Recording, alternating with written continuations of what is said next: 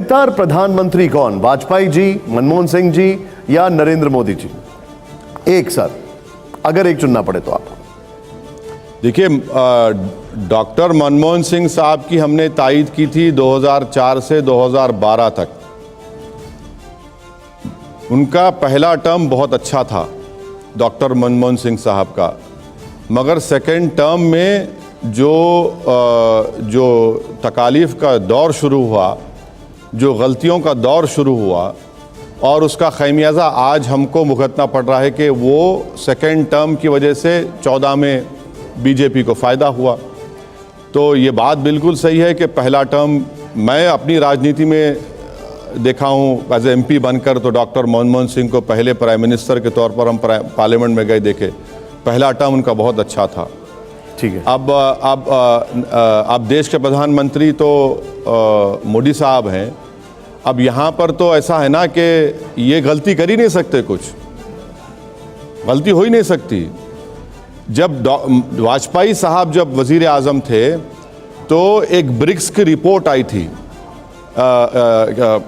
BRICS Goldman सैक्स की report थी, 2003 की बात है, जिसमें उस गोल्डमैन सैक्स की रिपोर्ट में कहा गया था कि भारत 10 साल के अंदर दूसरी या तीसरी बड़ी इकॉनमी बनेगा। आज भारत की इकॉनमी, हम अमेरिका ऊपर है, चाइना है, जर्मनी, जापान है, जर्मनी, और भारत 5वें नंबर पर है। तो ये जो बातें की जाती है ना कि 5 ट्रिलियन नहीं, अभी हमारी 3.7 ट्रिलियन है। तो हम ये बात आपको समझने की ज़रूरत है। अब मुझे एक अगला सवाल जो है, ये आखिरी सवाल है, प्ले ऑन करिए जो हमारा अगला सवाल है। उसके पहले, भारत का नायक कौन, छत्रपति शिवाजी महाराज या फिर औरंगजेब? बड़ा सवाल है ये। भारत का क्या कहा आपने? भारत का नायक कौन? अच्छा, ये उस आज़ादी हमको कब मिली? हम लोकतंत्र मुल्क कब बने? हमारे पास कॉन्स्टिट्यूशन कब आया? कॉन्स्टिट्यूशन हमारे पास, देखिए सर, सुनिए, हमारे पास कॉन्स्टिट्यूशन कब आया? कॉन्स्टिट्यूशन हमने 1950 में अपने आप को दिया।